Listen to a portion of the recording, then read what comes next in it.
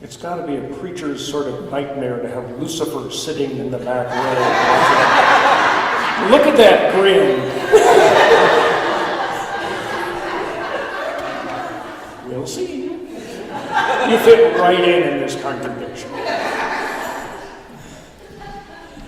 This month there has been a remarkable gathering at the Vatican. How many of you have heard about that?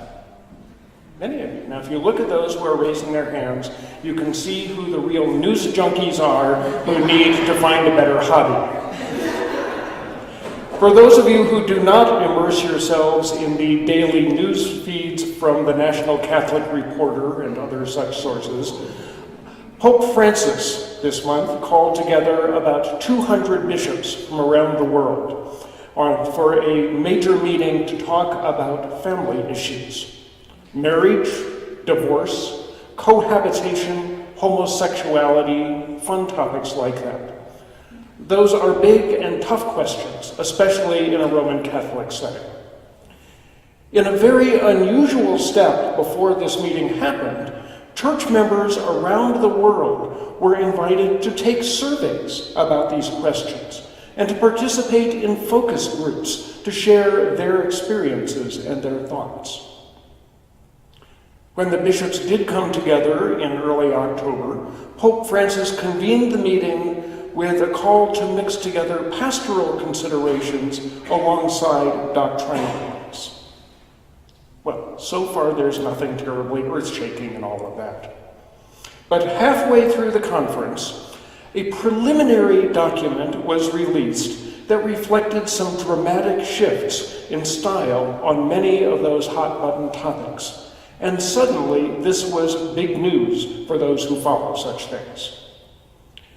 The National Catholic Reporter did a count-up of some of the words that are in that preliminary document and noted some of the words that turned up very frequently: listening, accompanying, respecting, valuing, discerning, welcoming, dialogue. All of those were repeated often. And they said words of condemnation and marginalization were avoided. The preliminary document, they say, noted the varied cultural and religious contexts of families around the world, where polygamy, marriage in stages, I'm not quite sure what that is, arranged marriages, interreligious marriages, cohabitation, divorce, children born outside of marriage, family violence, as well as war can occur. They acknowledged a lot. The preliminary report said things about homosexuality that are hardly surprising in a United Church of Christ congregation, except that they don't go far enough. The report said, homosexuals have gifts and qualities to offer to the Christian community. And it asked, are we capable of welcoming these people, guaranteeing them a fraternal space in our communities? It even goes so far as to acknowledge there are cases in which mutual aid to the point of sacrifice constitutes a precious support in the life of the partners. I guess that's big news to the bishops. Liberal Christians around the world celebrated this new tone from the Catholic Church, but we're only halfway through the conference. 3 days later, the National Catholic Reporter said, the English-speaking bishops at the Synod of Bishops on the Family want major changes in the working paper. They want a fuller presentation of the Church's theology of marriage, more encouragement for those who are faithful to church teachings, and the elimination of what they consider confusing passages in this report. Some of those bishops suggested revisions to the report so that it starts off very clearly with statements from Scripture and church teaching. When the meeting wrapped up about a week ago, the final document kept some of the pastoral tone of that preliminary document, but it narrowed the original document's openness, particularly when speaking to gay people. Now, the good news is that all of that discussion and all parts of the report, even the ones that didn't get the 2/3 vote from the bishops, will be carried over for another conference next year to keep this important conversation going. Well, that's probably more detail than you wanted about a squabble in the Roman Catholic Church. But what I find interesting in this, and why I talk you through the process of the bishops' conference, is that I think much of what was going on at the Vatican this month was a dispute about how to do theology, more than it was a debate about the details of theology and doctrine. There were two strong camps represented in that gathering.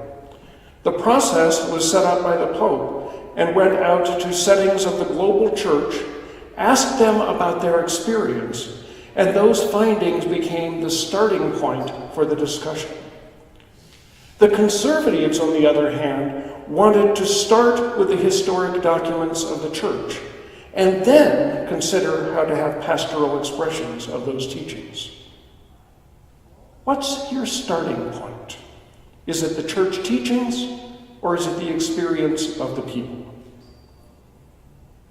That is not a new question and a new pairing for the Catholic Church. 40-some years ago, the emergence of liberation theologies in Latin America and Africa stirred up the same hornet's nest. There are several differences between liberation theologies and systematic theology, but the most critical one is about how the theological questions are formed, what the starting point is.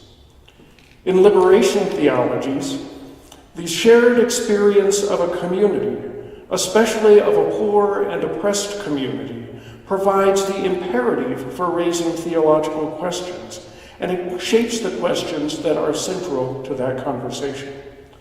The cry of the poor is taken seriously and then carried to Scripture for discernment and insight. The quality of a theological response is measured by its ability to bring good news to the contemporary situation. That contextual process often brings a very different result and a different emphasis than what's found in systematic theologies that start with points of established doctrine and conventional readings of the Bible, and only then go into contemporary situations. The Catholic hierarchy came down pretty hard on liberation theologies in the 1980s, but the core of that theological approach shaped this month's gathering at the Vatican, which was, incidentally, convened by an Argentinian bishop. That was remarkable news. If this only had to do with the Catholic Church, I probably would have not told you so much about it. But the question of theological and ethical starting points is very important to us. Last weekend on our church retreat, we talked a great deal about the 4 stances that were voted on by this congregation in the 1990s, the stances that have done so much to shape our identity and our outlook. Those 4 decisions emerged out of a liberation theology sort of approach. 4 times in that decade, we looked at what was going on in the world around us, at issues that seemed to be the greatest challenge for us. 4 different times we started a major conversation about the mission of the church based on what we heard going on in the world. Militarization and injustice, exclusion, especially of gays and lesbians, environmental degradation, a dysfunctional criminal justice system. We took what we heard and experienced, delved into the nature of that, and then looked for ways to speak to it theologically and ethically.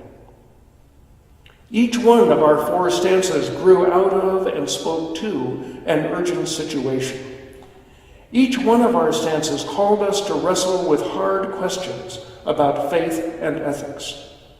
We did not have any easy answers. Being confronted at the start with that diversity of experiences forced many of us to rethink what we believed. It stretched us far outside our comfort zone. We had to find new ways of living and acting, new ways of speaking to the church and the world. The way that we did that theology, starting with the experiences around us, called us towards the fringes of Christian witness in the United States. We have been out there saying and doing things that you don't often encounter in more respectable denominations. We've been way out there ahead of churches which have been reluctant to be so open to the needs and the issues of the world. Our national denomination of the United Church of Christ shares much of this perspective about doing theology. You have probably heard many times that slogan of the national church about God is still speaking. We proclaim that the scriptures and the creeds are not the last word of the Christian faith. The world around us is filled with new situations, new insights, and our church needs to be open to them. And at our best, we are not just open to those challenges. We claim them as a starting point, as the experience that shapes what we will talk about and what we will do. What is your starting point is not just a fight for the modern Christian church. We see that difference in style and outcome in that odd little reading from Mark this morning. The Jewish law about the Sabbath said that the people could do absolutely no work on that seventh day of the week, including harvesting grain. But Jesus and the disciples were hungry, so they picked some grain and they ate it. They must have been very hungry if you think about plucking the top off of a stem of wheat and chewing on unprocessed seeds. The keepers of the religious law were outraged. They were not terribly concerned with the one-day experience of hunger. They wanted to maintain the Sabbath tradition, which is, admittedly, the central practice that defines a Jewish community. What's your starting point? Hunger or religious law? Jesus came down on the side of experience, of need, with the incredible statement that the Sabbath was created to serve us, not us to serve the Sabbath. We're not here to blindly or mechanically follow laws. The other reading this morning also affirms what I've been talking about from somebody who knew both sides of the debate. Oscar Romero was the Archbishop of El Salvador during those years when liberation theology was in turmoil in that region. And he started off as Archbishop as a good, compliant keeper of the rituals and the doctrines of the Catholic Church. But the experience of the people in his care and living under a repressive regime started to get to him. Eventually, his faith and his ministry and his life were changed in response to that experience.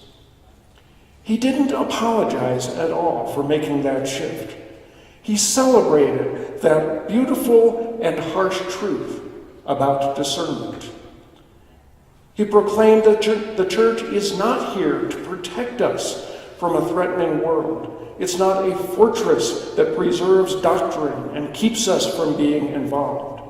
The church, he said, should be throwing us into the middle of those experiences of poverty, oppression, and need. That's the experience that drives our mission in the world.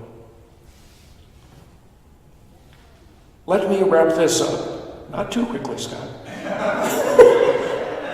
with a report from Eco-Justice Ministries, the nonprofit agency that I run and that Washington Park UCC generously supports with donated office space and financial contributions and a great deal of love and concern from you wonderful people. The environmental crisis that surrounds us.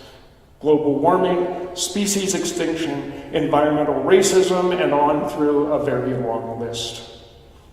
It is one of our core principles that churches that really care about God's creation will bring that commitment into the worship life of the church on a regular basis.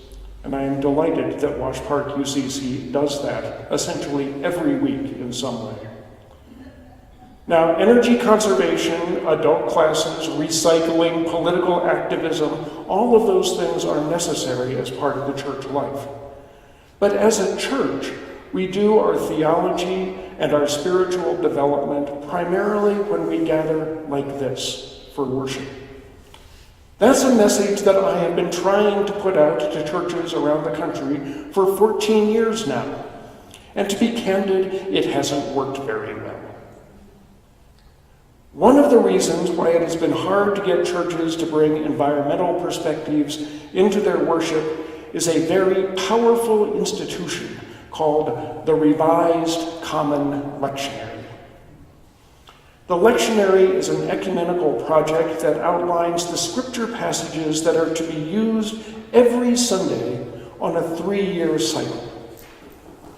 The assigned lectionary readings are the basis for all sorts of resources that help ministers prepare their sermons, do things like come up with a call to worship and a prayer of dedication that fit together, pick hymns, even what sort of art to put on the bulletin cover. The lectionary is used by thousands and thousands of churches across the United States and around the world. The lectionary starting point is Scripture. Preachers are assigned a text or 3 texts for the day, texts that were picked by a committee about 20 years ago now. And the preachers are told to reflect on that text, to find out the meaning of that text, explain it to the congregation, and then hopefully somewhere in the process find some point of relevance between the text and what the people are thinking about. That's a challenge. Our studies show that the lectionary systematically leaves out the sections of Scripture that speak about creation and living in an ecologically relational world. So even if you do take Scripture as your starting point, the lectionary comes with a built-in bias against environmental topics. But Eco-Justice Ministries has a deeper concern than which texts are assigned for a Sunday morning. Our slogan these days is that we are living in not ordinary times. That within the last 50 or 100 years, our modern society has claimed so much power over the planet that we are almost godlike. We are living in a very different situation than any previous generation. We're using our power badly. There are just plain too many of us living on the planet. We have separated ourselves from the ecological world. We never see the stars at night for that experience of wonder that was intrinsic to the human experience. Our lives are manipulated by multinational corporations that had not existed before. In so many ways, our experience is radically different than that of previous generations. The questions of faith and ethics that we need to be asking in this world are completely different than the church dealt with during the Reformation or in the early creeds. To be relevant and faithful, we need to start with today's world. We have to hear the anguish cry of creation around us and the frustration of people trapped in a consumer society. We cannot be a faithful church if we are define our agenda by Bible verses that came out of a world that we would not recognize if we were dropped into it. We have to have a different starting point. So Eco-Justice Ministries has gone out on a limb, and we are trying to create an alternative to that pervasive and powerful lectionary. We are asking pastors and congregations to commit to taking big chunks of time, anywhere from 6 weeks to 6 months out of a year, and organize their worship themes around questions that come out of our contemporary experience. We ask pastors to start with those actually historic questions, but to ask them with the context of the world in which we're living, to wrestle with those questions, and then turn to Scripture and science and diverse religious traditions to find the wisdom of faith communities for prophetic and pastoral good news. That is a radical and frightening idea for many churches. They really would rather be in a fortress, in Oscar Romero's term, walled off from the city and the world. They'd rather tell the old story, even if it has no relevance for the crises that surround us. I don't know if our Not Ordinary Times worship initiative is going to work. It's proving to be far harder than I thought it would be. But I do know that that is the approach that we need to take if we are going to be a faithful church in today's world. And I am delighted that Todd and Nancy have, especially during this last 6 months, been entering into the spirit of the Not Ordinary Times, and they have been doing that really for many, many years already. I know that this can work because I see it happen in churches like Wash Park. This month, the Vatican ventured to the edge of doctrinal change because they listened to the variety of experiences of families around the world. Wash Park has been shaped by our 4 stances, statements of identity that we were compelled to name when we took seriously war, exclusion, ecology, and the failures of criminal justice. Our United Church of Christ has been in the forefront of theology and ethics, modeling a different way of being the church, because we know that God is still speaking and we need to still be listening. What's your starting point? That is perhaps the most challenging question before the Christian church today. This congregation, our denomination, and eco-justice ministries are on the right course when we follow in the style of liberation theology and begin with our experiences. It is hard and challenging to open ourselves to that, but it is also the joyful way of faith. As members of this congregation, you have entered into that sort of faithful experience. Thank you for being part of the journey.